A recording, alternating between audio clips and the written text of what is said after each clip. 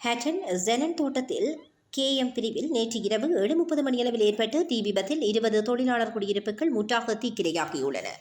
அது மட்டுமன்றி குறித்த தீ விபத்து காரணமாக லயன் தொகுதியில் அமைந்திருந்த 20 வீடுகள் சேதமடைந்ததுடன் இந்த வீடுகளில் குடியிருந்த 20 குடும்பங்களைச் சேர்ந்த 50 பேர் பாதிக்கப்பட்டுள்ளனர். வீட்டில் இருந்தவர்கள் கூச்சலிட்டதை அடுத்து அயலவர்கள் ஓடி வந்து தீயை அணைக்க முற்பட்ட போதும் தீயை கட்டுப்பாட்டுக்குள் கொண்டு வர முடியவில்லை. அதனை அடுத்து ஹட்டன் போலீசார், ஹட்டன் நகரசபையின் தீயணைப்பு படையினர் மற்றும் பொதுமக்கள் இணைந்து தீயை கட்டுப்பாட்டுக்குள் கொண்டுவர நடவடிக்கை எடுத்ததுடன் சுமார் 3 மணித்தியாலங்களுக்கு பிறகு தீ கட்டுப்பாட்டுக்குள் கொண்டுவரப்பட்டது. எனினும் 20 வீடுகளில் இருந்து பெருமளவான வீட்டு உபகரணங்கள், பெறுமதியான ஆவணங்கள், தங்க நகைகள், பாடசாலை மாணவர்களின் சீருடைகள் மற்றும் பாடப்புத்தகங்கள் தீக்கிரையாகியுள்ளன.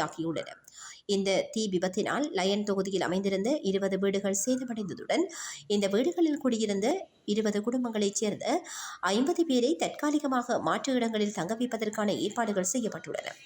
பரவிய தீயை கட்டுப்படுத்த முயற்சி செய்தவர்களில் 5 நபர்கள் சிறு சிறு தீக்காயங்களுக்குள்ளாகி சிகிச்சை பெற்றுள்ளமை குறிப்பிடத்தக்கதாகும்.